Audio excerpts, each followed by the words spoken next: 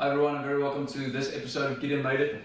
In this episode I want to talk about the restoration of this table. Now personally I've done very little to it. I effectively only put the legs on, but as I'm sure many makers out there will agree, it's an amazing feeling when someone with absolutely no experience of woodwork or restoration work sees what you're doing and then take it upon themselves to try a bigger project like this, which is exactly what my fiance Raminta did. Let's go and have a look at how she did that.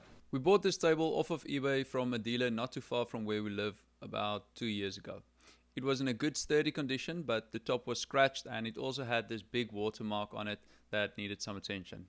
This specific table design is a number 419 Ercol refectory table, which was part of the colonial line first produced in the 1950s. I do think this top is beautiful, both in terms of its shape and proportions. In fact, you still see it used in the contemporary plank table being produced today, but the chunky, overly ornate design of the legs didn't age as well. I couldn't even give these away despite trying to do so for more than a week. The hard work on this piece was definitely the sanding. Raminta started with a 60 grit sandpaper to break through that thick layer of lacquer before following it up with a 80, 120 and then 180 grit. For the final sanding, she wiped the table with a generously wet cloth to raise the grain before sanding it to its final finish with a 240 grit. To get a good finish while sanding a large uniform surface like this, there are three broad principles that you can always go back to. The first one is to sand with the grain of the wood as much as practically possible. Secondly, it is important to take your time and gradually work through the series of grits that you'll be using without skipping any. And then lastly, always keep your sander moving, both on the flat surfaces, but even more importantly on the edges, so you don't end up squaring them off.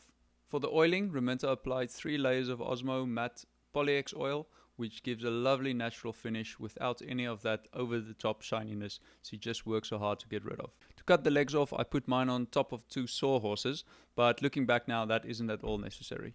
The legs are held to the table with wood screws, but since the main ones were screwed from the top into the table and then aesthetically plugged with dowels, I had to find a way to cut the screws off in order to separate the legs from the top. First I thought it would be easiest to simply grind straight through the wood and the screws in one single go with a metal cutting blade, but the grinding disc was just that little bit too short to fully cut the screws, and all I ended up doing was making a lot of smoke. So much smoke that I ended up setting off the fire alarm. So I ended up fashioning what looks more like a half-assed prison shank using a hacksaw blade wrapped in duct tape to protect my hands. Normally using a hacksaw blade just like this will not work, as you need the saw frame to tension the blade. But this was the only way to get in between the leg and the tabletop, and because the blade is wedged in between 2 pieces of wood, it actually gives the blade enough rigidity to make the cut. Where the gap between the top and the leg was too tight, I used this crowbar to wedge the gaps open just enough to get the blade in.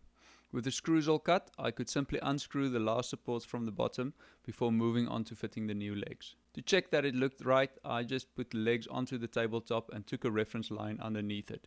I lined up the new legs on the inside line of the old wooden ones just to give a little bit more space for the end chairs to fit into. Here you can see me lining up the center of the table with the center of the legs. I then secured each leg to the tabletop with 8 screws before fitting the feet that came with the legs. One last swipe and the table was done. Well, that's it for this week's episode. Thank you very much for watching. Hopefully you found a little bit of inspiration in that, and if you did, please remember to subscribe, send on to your friends, and also click the bell button so you can be notified for next episodes that's coming up. Until next time, goodbye.